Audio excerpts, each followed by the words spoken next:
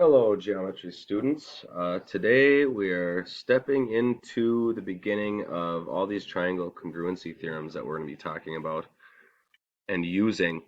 Today we're real briefly going to kind of just look at the four that we're starting with these first couple sections, and then a couple quick examples of today's homework. So today, to get started, these are the four that we're talking about. So side, side, side congruency. So that's going to be shorthanded by just SSS. So that's all you would have to put in a proof. We would know that you're talking about side, side, side congruency. So what that says is if you have two triangles and you either know or can prove that all three congruent, or I should say all three corresponding sides are congruent, then you would be able to say that the two triangles are congruent as a whole by the side, side, side theorem. The next one,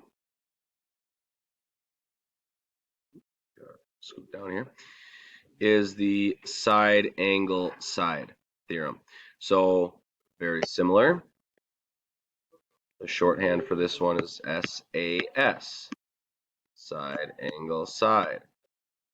Okay, so here, again, if you've got two triangles,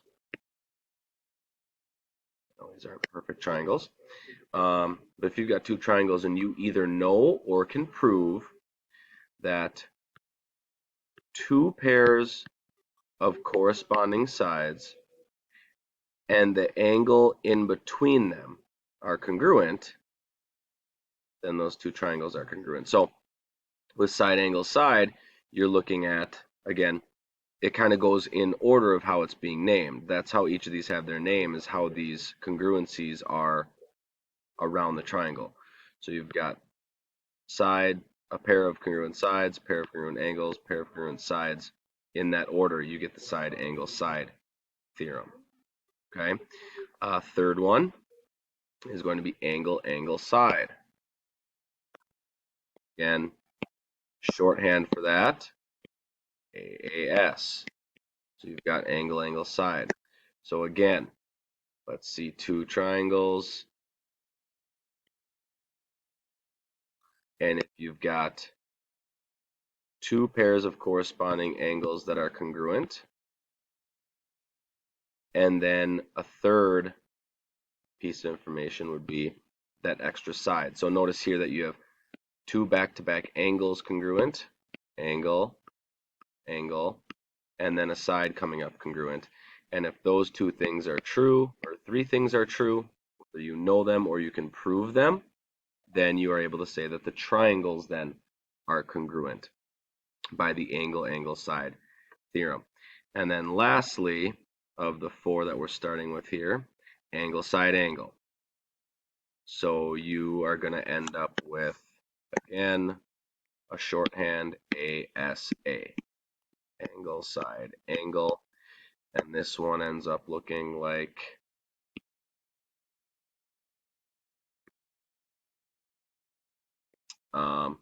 if you have one corresponding set of angles congruent, one corresponding set of sides, and then kind of another sandwich situation on the other side, another set of angles. So an angle, pair of angles congruent, that side in between the two angles, and then that other angle congruent.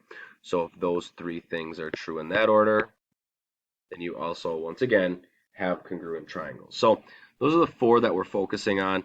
5.3 here for these first couple days kind of just focuses on the first two, side, side, side, side angle, side. 5.4 focuses on these two, but we're going to kind of blend and mix things together as we go, maybe separating at times, but blending all together at times as well.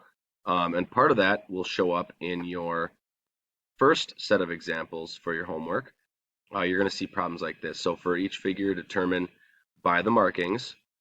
First of all, if we have enough information to say that the triangles are congruent, and then if we decide that we can say they're congruent, which one of those four options justify that congruence. So some pairs might not be congruent. We'll see one of those in here. So that drop-down option, the drop-down option here are these four options. Now, notice if we are noticing one of those options being true for us, like this first one, we've got a pair of angles congruent, a pair of angles congruent, and then a side. So we've got the angle, angle, side congruence happening. So first of all, you would say congruent here. You would choose the angle, angle, side congruence, but then you also have to name that triangle. So if you remember yesterday, we talked a little bit about naming them in the correct order based on how they're laid out and where the corresponding angles are. So if you notice, these aren't perfectly corresponding the way that they already sit. This one on the right is kind of flipped over horizontally or vertically, I guess. Either way, you're going to match these things up with the corresponding angles based on these congruency marks, kind of giving us some help. So this would be named, if we're looking at the first one, is named UVW. Well, let's name that by what we can see with the congruence markings. So angle U is congruent to angle Y, so those two are corresponding. Then V is the second one. V is congruent to Z. And then X is that last one we haven't used yet. So you would have triangle YZX. Okay, so just be careful when you are able to mark them congruent. They are asking you to name it. So triangle UVW is congruent to triangle YZX, and we have to make sure that that order is correct based on some of that stuff we talked about yesterday. The second one, all you have is a side and an angle. From what we know right now with these four options, that is not enough information. That is not enough information to say that we have two congruent triangles. So we will go ahead and say not necessarily congruent. Notice that they're saying not necessarily. Now in a proof situation, maybe we could find enough out that we could later on prove those congruent. But with what we have right now, not enough information, we can't say they're congruent yet. And then you don't have to name it or anything like that. And then the last one on this problem, we've got side, got a pair of congruent sides, we've got a pair of congruent angles, pair of congruent sides. So they are going to be congruent by the side angle side theorem. And then if we're going to go ahead and name this now, we're going to name that again. Watch the corresponding angles. So this one is named MNO. So the M is going to line up with, well, that's the one that's coming off of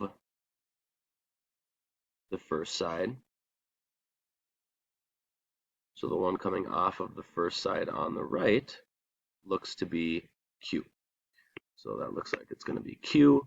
The N lines up with the R. That's the unmarked angle coming off of the second marked side. So QR. And then the O in the first one is marked congruent with the P. So it'll be QRP. So a couple things here on these problems. First of all, are they congruent based on what we know using those four theorems that we're talking about? And then we have to go ahead and name it based on the corresponding angles. And then the other types here, we're getting back into some proof stuff. I know all of you must be very excited about that. You're just filling in the blanks on these proofs though, okay? So not doing complete proofs again quite yet. That will be coming, so don't freak out. So use the given information to prove that DEF is congruent to HGF. So they're going to give you most of this information, and given is one of the drop downs. So if you notice in this first one here, EF is congruent to GF.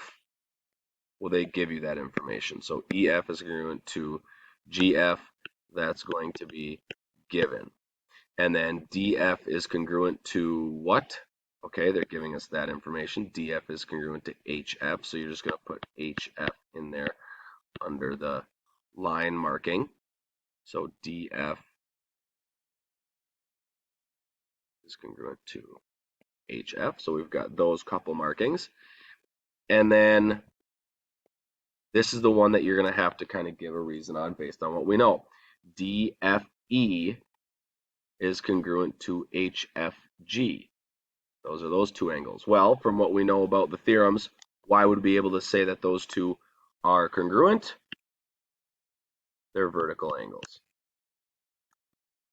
So that would be one of the reasons in that drop down that those two angles are congruent by vertical angles. And now, based on what we knew and what we were able to prove, we can now go ahead and say that those two triangles are congruent because of which of those theorems? Well, we've got a side, we've got an angle, we've got a side in that order. So you would go ahead and say these two triangles are congruent by the side angle side theorem. All right. And then last one here is there's going to be another one new thing that we haven't, I don't think, mentioned. That's going to help us prove this one congruent. So DE is congruent to FG is that first one they're giving us. That's right there at the top of the givens. So that is a given statement. So DE is congruent to FG. Angle EDF is congruent to what else? Well, they're telling you that it's given. It's sitting right here. So you're just going to put GFD.